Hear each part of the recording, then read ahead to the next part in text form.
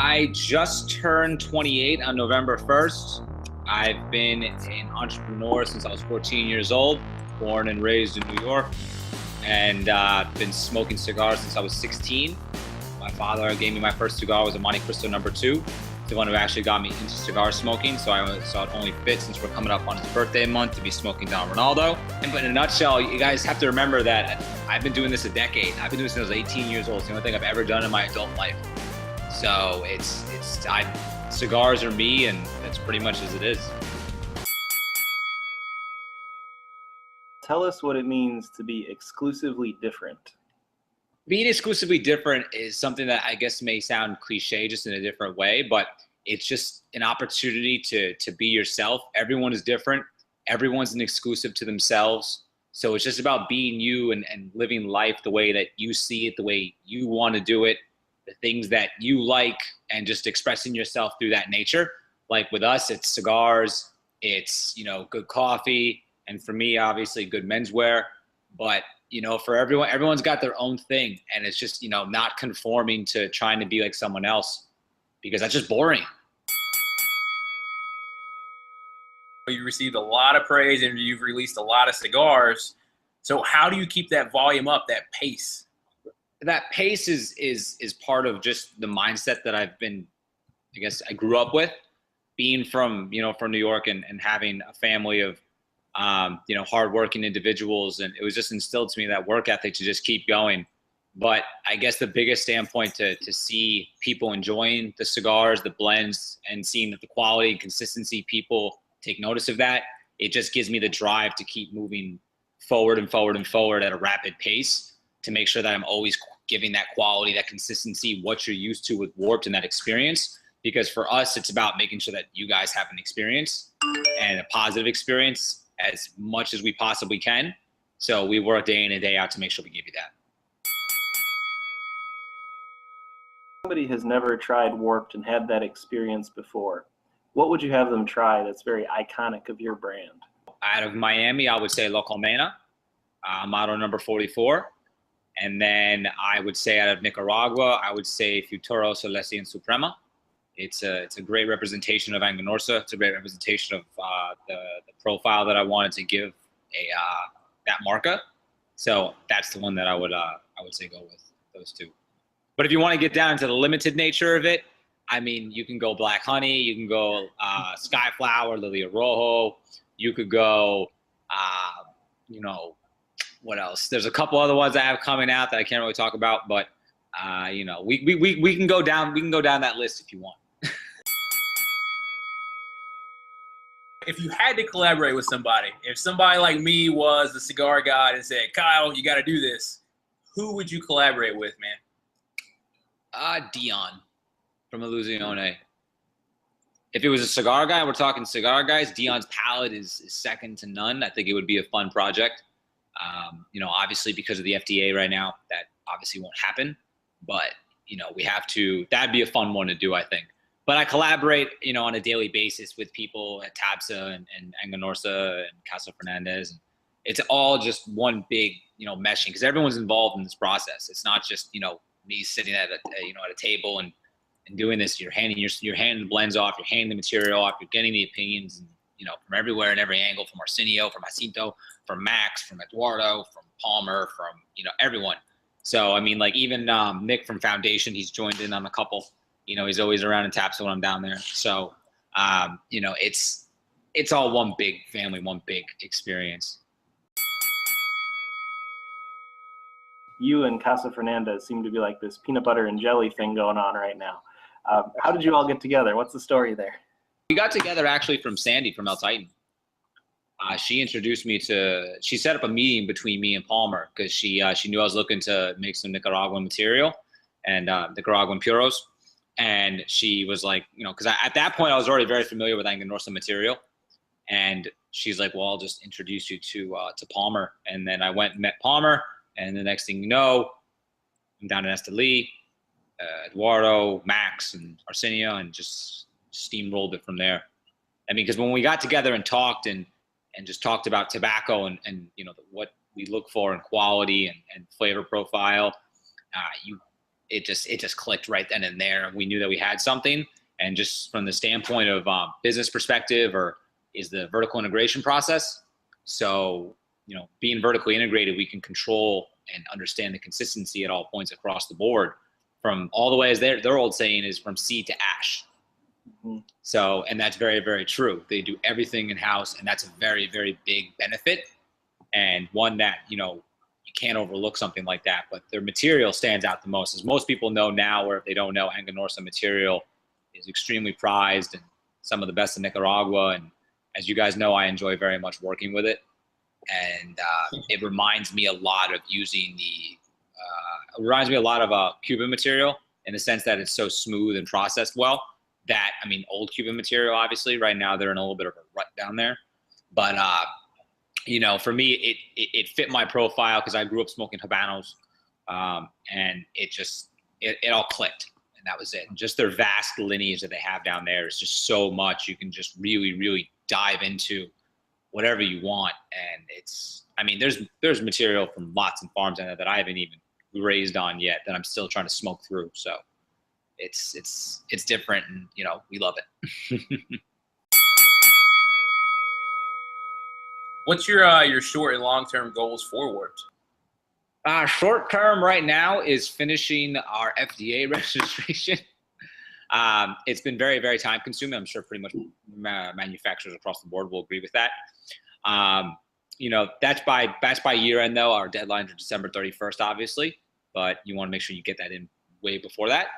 And, but short-term goal right now is to launch into 2017, and get Skyflower out again. That is one of our goals for probably Q1. I know a lot of people have been waiting on it, but we're looking around probably the end of Q1 for that to come back. Lilia Rojo comes back the end of this month. So when that comes in, we have to validate that through this processing, and then when it comes in the warehouse, we have to make sure that it's on point. And then long-term goals, obviously, is to just keep providing the quality and consistency that everyone has been used to from Warped, and giving them that experience that we've promised since the beginning. CigarNoise member Brad wants to know how your decision came about a few years ago to make a flavorful medium-bodied cigar when full-bodied cigars were sort of dominating the market, the new market at least. I've been asked that before, but it's usually used in conjunction or beforehand with the with ring gauge. It was like, why did we come out with a 36 ring gauge when 60 ring gauges and 58s were popular? It's because I've learned through time that whatever is popular, do the opposite. But in reality, in all honesty, I grew up smoking 42s. My dad smoked 42s, 44s, 50s. Cuban profiles, once again, back to that. And ultra full bodies and large ring gauges were not my thing. They weren't in, I didn't believe that you could get the experience that you could get from a cigar in such a large format, to me anyway. So when I started blending, those weren't even in my head. Like, they weren't. I was like, all right, when we came back, the first thing we launched was Papa. I was like, all right, I want to give a Bellicoso, but I don't want to do a 52. So I had custom molds made for a 48 because this 48 just felt better in the hand. The blend took to it really, really well. And then from there, progressively, we just started playing with different sizes. And I just went back into, history and trying to bring back these small ring gauges, when at the time, as you guys said, is large ring gauge ruled. And now, if you notice, 3 years later on that, it's starting progressively to come back down the way. And we're going back to 46s, 48s, 44s, 42s. And, smokers are starting to realize that you can get a full cigar experience out of a 42 ring gauge, when I think that the perception was value back then. Was bigger cigar, more material, and it was a better value. But then again, to me, I would rather spend the same amount of money on a 42 than like a 60, because I know that a 42 is going to give me a great experience, because you're hitting all three components: wrapper, binder, filler, rather than just tasting a huge amount of filler. But, once again, obviously, it's just all personal preference. You can't tell someone, what to smoke and what to enjoy. So for me, it was just stick to classic Cuban tradition, because in 10 years or whatever, those are the ones that are going to remain and people are going to remember. And I like to smoke them, and I think my dad would kill me if I ever made anything over a 52. So under which circumstances would you shave the beard? I've been asked that one too. That's a difficult question. The circumstance I would shave the beard, I guess, is if, I mean, because I gotta be really, really careful about what I say, because it may, I may get asked to do it. You know, if it was for the right cause, you know, I guess with anyone, if it's for the right cause, like if it was for a charity or like something like that, then, you know, and it was a good, you know, then, and there, something like that. But I'm just not going to shave it willy nilly for, you know, like someone offers me like a physical item or anything like that. I'm not going to do that. It's just, you know, it's got to be for a purpose. We've heard rumors that black honey might come back out. Any truth to that rumor? Where are you hearing these rumors from? Hopeful. We make them up on the spot. All right. Dave told me. You know, I think like a lot of people hear like things here, things there, and you know, you have to understand that like we have because we have like what we just essentially is production scheduling. So if I'm gonna pull my scheduling off of, let's say, Don Ronaldo, La Colmena, and replace it, then Don Ronaldo and La Colmena or whatever's being made is going to suffer because it's not being made. Now, you also have to remember that there is one roller in that factory who can do Bellicosos, and that's Jose. Jose rolls all Papa. He rolled all of the Unuco. He rolled the original Black Honey. And I was down there the other day, and he was rolling Maximar's La Colmena Reina because they're getting that back. So, like, there's certain parts of it, but then people also forget that Black Honey was aged a year before because it was hidden behind. We didn't know it was there, and they were dated. So, like, even if I chose to have them made again, they would take, if you want the same experience, it's going to take a year, you know? And then if I have to do it, then there's the production aspect of it of, well, how many do I make?